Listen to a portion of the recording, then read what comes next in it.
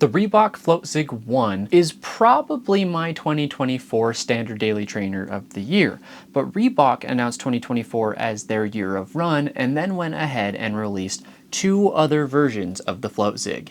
This is the Reebok Floatzig 1 Adventure. Let's break down the differences between these two shoes. What's up everyone, I'm Eric McIntyre, aka Rad Dad Bod, and you're watching Rad Dad Bod TV, where we review running shoes. Now today we're going to be doing a breakdown of these two shoes, some of the similarities and differences actually between the two, and I'll talk through a little bit more why I maybe am not going to be using this shoe quite as much. Now Reebok's Floatzig line is basically their premier running line that they released this year in 2024.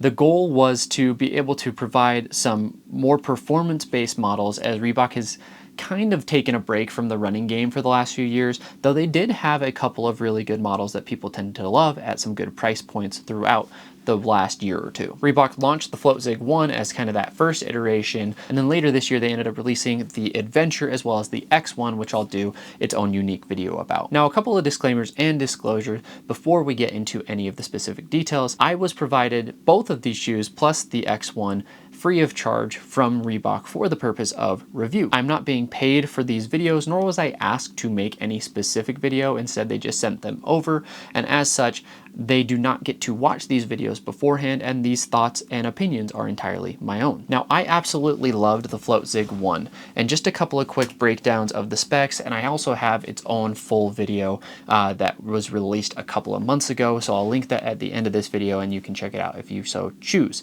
The Floatzig 1 is kind of your standard daily trainer, built for daily miles, built to do a little bit of everything, but not necessarily stand out in one single particular area. It has a 6mm heel to toe drop with a 31mm heel, and I believe, what does that do? It's a 25mm forefoot. That sounds about right. And you have this TPU based midsole, which is a singular density, and I found that it was like very bouncy, very nice. It wasn't overly squishy. It gave some good responsiveness, and so it made daily miles just fun. Like, they talk about making running fun again, and this shoe definitely kind of embodied that with the bright colors, with the zigzag pattern of the midsole, and everything about it I frankly loved.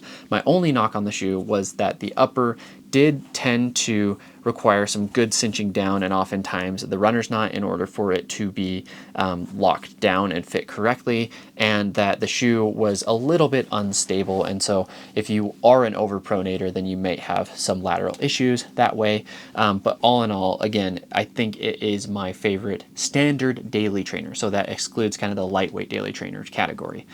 Now the X1 is supposed to be kind of the not just trail counterpart, and I think that's where people might get a little bit confused, but this shoe is made to be more of the road to trail option. So if you want like a gravel bike or something, right? A shoe that can go on the road, but can also go on the trail, then that is what this is designed to do. But they changed up quite a few things. So let's start with the most obvious, with the outsole. So on the Floatzig 1 here on the left or your right, depending on how this video gets flipped, I'm not sure, but you have a banded rubber outsole, which traction-wise actually did really, really good. I ran a ton in the winter, which is why these are so dirty, and in snow. And the traction on these shoes did really, really well, and it's that banded pattern, and so you can actually see through the midsole there too, or see through the outsole to the midsole, where the rubber was fairly lightweight, like it didn't weigh you down too much. Over here though, you have kind of a full coverage outsole, so the only thing is that cutout there in the middle of the outsole, but you have these lugs all along the shoe, which kind of are reminiscent of a gravel bike tire. And again, that's intentional, so they're not supposed to be so aggressive that you couldn't run on road and that they would really kind of bug you on the road, but they are meant to be good for kind of fire roads, bark chip trail, like more tame trail, nothing really, really technical. So I think that this shoe definitely accomplishes that, but I did feel that for a kind of more, what I would call like a commuter shoe or a road to trail shoe, the outsole probably was a little bit much. They probably could have done like a multi-piece outsole, but having kind of these larger one-piece outsoles actually adds structure and stability to the shoe.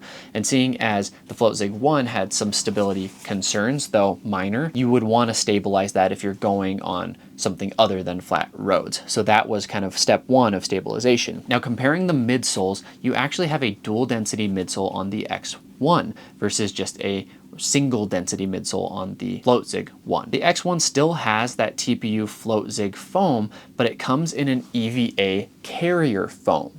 So what this does again is it makes it a lot more stable, but for whatever reason, I found that it made the shoe very, very stiff as well. So you're not going to get hardly any ground feel. You're not going to really get that same bounce that you're getting in the Floatzig 1. And I feel like it added a decent amount of weight as well. So, you know, there's about an ounce difference between these shoes, if I remember correctly. And you can feel that whole ounce as soon as you put on the shoe. It is fairly noticeable. So to be clear, the Adventure foam and midsole and outsole were built for multiple types of terrain, like varying terrain. Like I would not feel comfortable taking the Floatzig 1 on like really much trail at all. Not even bar chip, just because of that outsole, like things would probably get stuck in the shoe. And with the Adventure, like you're not gonna face that issue. So again, I think that they accomplished that. But I kind of wonder if the Floatzig 1 was the right shoe or the right kind of like midsole outsole setup to translate to a road to trail shoe. It feels like maybe they should have considered making a different shoe entirely for that usage. Now the uppers are a little bit different as well, and it's another area where I feel like they probably ended up adding a little bit of weight because you wanted to have a more protective upper with the Adventure, seeing as again you're going off-road. But the upper on the Floatzig 1 was a lot more breathable. It was more of an engineered mesh. And then I think with the Adventure, you get kind of a dual layer knit mesh or something along those lines. And it just doesn't breathe quite the same as the Floatzig 1. So I wouldn't say the Floatzig 1 is like the most breathable shoe in the world by any means. Like it meets the standard, I would say, in terms of breathability. But I do feel like my foot was getting a little bit hot in the Floatzig Adventure.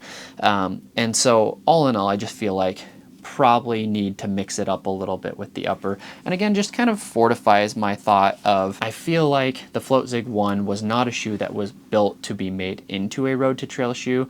And so the road to trail application does feel a little bit forced in the Adventure. Now here's kind of the big kicker for me though. The Floatzig 1 comes in at $130, which is an excellent price for a standard or even lightweight daily trainer. So it really checks the box there for kind of affordability and fun. Meanwhile, the Floatzig 1 Adventure comes in at $150, which is by no means breaking the bank nowadays with running shoes. But in comparing these two shoes, I would buy the Floatzig 1 over the Floatzig Adventure pretty much every time. And so I'd be willing to pay more for this shoe. In fact, this one's so dirty that I kind of want to buy another one just to wear casually because I love the look. With the Floatzig 1 Adventure though, I don't feel like kind of paying the extra $20 for this shoe when I love this one already so much more. Just to kind of wrap this video up, these two shoes, while they look similar, could not be more different in overall feel underfoot and just kind of overall setup, right? It really kind of looks as the only place that they are similar in my mind.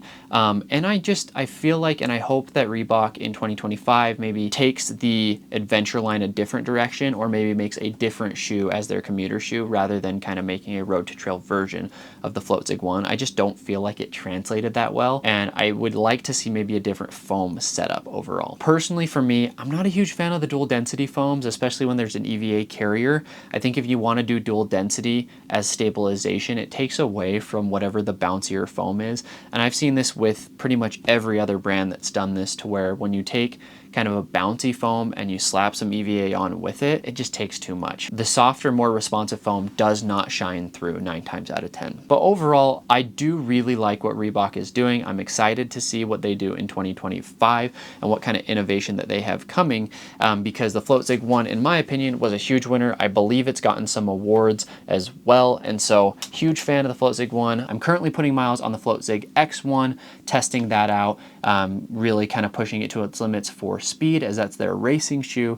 And so I'll be back with a full video on that in the next few weeks. But with that, we'll wrap this video up, and we'll just leave you with a question, which is, how do you guys feel about Reebok in 2024? Do you think that they accomplished their goal of making it their year of run or not? Let me know in the comments below. Thanks, guys.